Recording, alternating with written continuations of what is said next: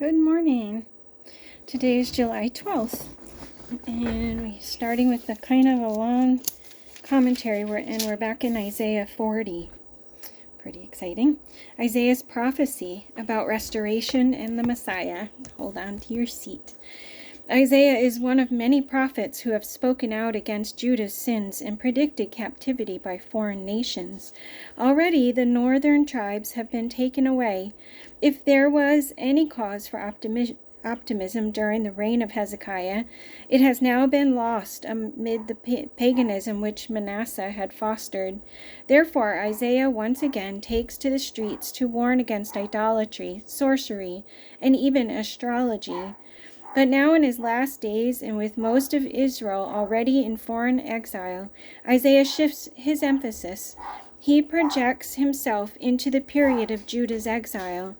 He writes as if he were viewing God's people after Jerusalem's destruction. He sees their despair in Babylonian captivity. But even now, through God's revelation, Isaiah sees the restoration of Israel, their return from captivity to a prosperous nation, and the rebuilt city of Jerusalem. Isaiah declares that his mission at this time is to bring comfort to those already in exile and to those about to be taken captive. God has a further purpose in Isaiah's prophecies. He wants to reveal what is about to happen so that when it does, the people will know that it is God who is punishing them and God who will deliver them. He does not want them to attribute anything to the pagan gods which they worshipped. I just want to pause right there. I really don't believe God punishes. I believe things happen because we make bad choices, and the God of this earth, Satan, punishes. He takes hold when we are rebellious. Anyway, so I disagree with that on this. To make sure there is no mistake about it, God specifically reveals the name of Cyrus, the Persian king, who 150 years later will be God's instrument in bringing about the restoration. Isaiah's prophecies serve further to help the people look forward to the coming of the Messiah and his everlasting kingdom of justice, righteousness, and salvation. The restoration messages are in an appropriate context for the messianic prophecies. Just as Israel has been a suffering servant of God, so too the Messiah will be a suffering servant for all people, including Gentiles. Just as Israel will be restored in prosperity, so too will the faithful believers of all time be blessed in the Messiah's kingdom. And just as the oppressors of God's people are themselves to be destroyed, so too will God's judgment eternally destroy the wicked. And yet for the righteous, God is preparing a place where all will be eternal joy and peace. So in many ways, the present punishment of Israel and her promised restoration are analogous to the Messiah's kingdom, the final judgment at the end of time, and the eternal home of the saved. In all of Scripture, Isaiah's prophecies concerning Israel's restoration and the coming of the Messiah may be the most marvelous, wonderful, comforting, inspiring, optimistic, and encouraging words ever read by a believer, particularly a believer who has either endured great personal suffering or known the despair of spiritual exile. It continues to be a solemn warning to those who would persist in unrighteousness, but it is a refreshing message of hope to all sinners willing to acknowledge their guilt and lead repentive lives in service to God. Isaiah 40. Comfort my people, says God, your God. Speak tenderly to Jerusalem and proclaim to her that her hard service has been completed, that her sin has been paid for, that she has received from the Lord's hand double for all her sins. A voice of one calling, in the desert, prepare the way for the Lord. Make straight in the wilderness a highway for our God. Every valley shall be raised up, every mountain and hill made low. The rough ground shall become level, the rugged places a plain, and the glory of the Lord will be revealed, and all mankind together will see it. For the mouth of the Lord has spoken. A voice says, cry out. And I said, what shall I cry out? All men are like grass, and all their glory is like the flowers of the field. The grass withers and the flowers fall, because the breath of the Lord blows on them. Surely the people are grass. The grass withers and the flowers fall, but the word of our God stands forever.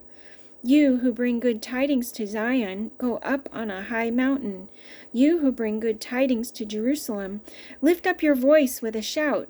Lift it up and do not be afraid. Say to the towns of Judah, here is your God.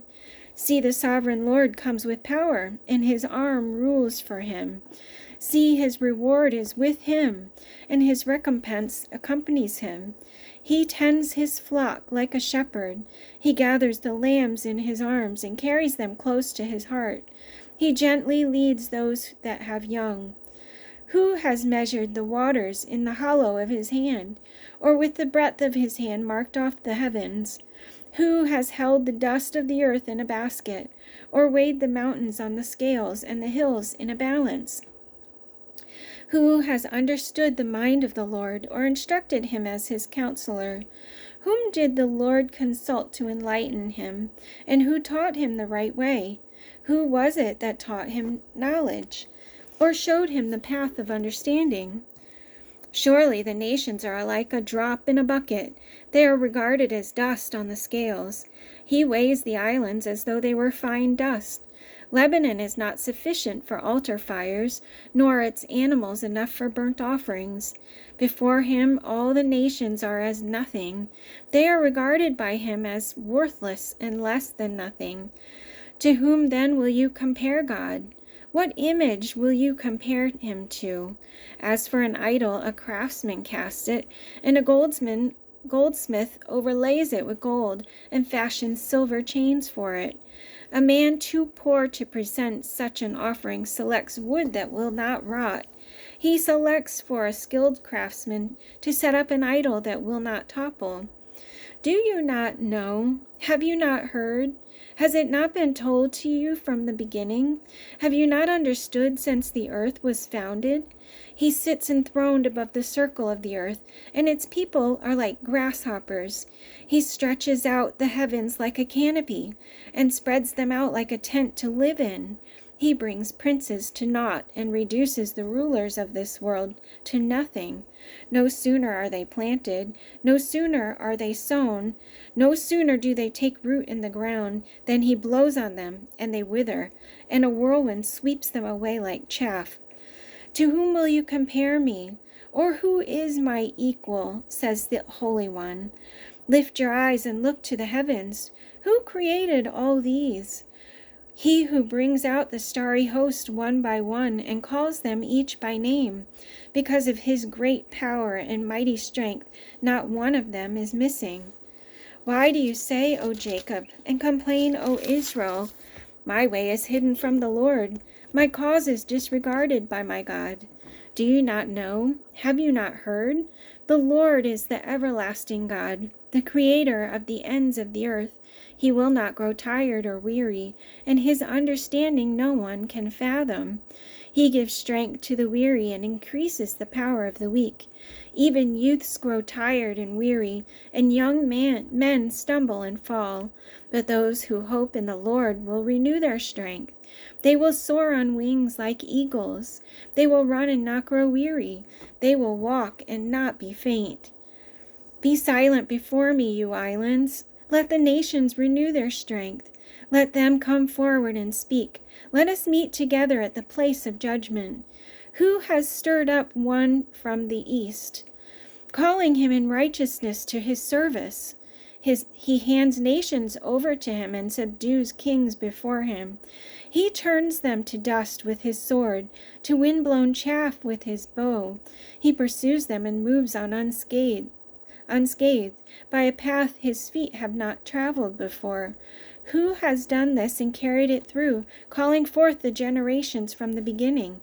I, the Lord, with the first of them and with the last, I am he. The islands have seen it, and fear. The ends of the earth tremble.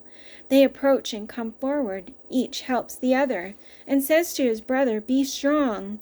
The craftsman encourages the goldsmith, and he who smooths with the hammer spurs on him who strikes the anvil. He says of the welding, "It is good." He nails down the idol so it will not topple. But you, O Israel, my servant, Jacob, whom I have chosen, you, descendants of Abraham, my friend, I took you from the ends of the earth. From its farthest corners I called you. I said, "You are my servant." I have chosen you and have not rejected you. So do not fear, for I am with you. Do not be dismayed, for I am your God. I will strengthen you and help you. I will uphold you with my righteous right hand. And that's it for today. I'm excited about tomorrow's reading. All right, see you tomorrow. Have a great day.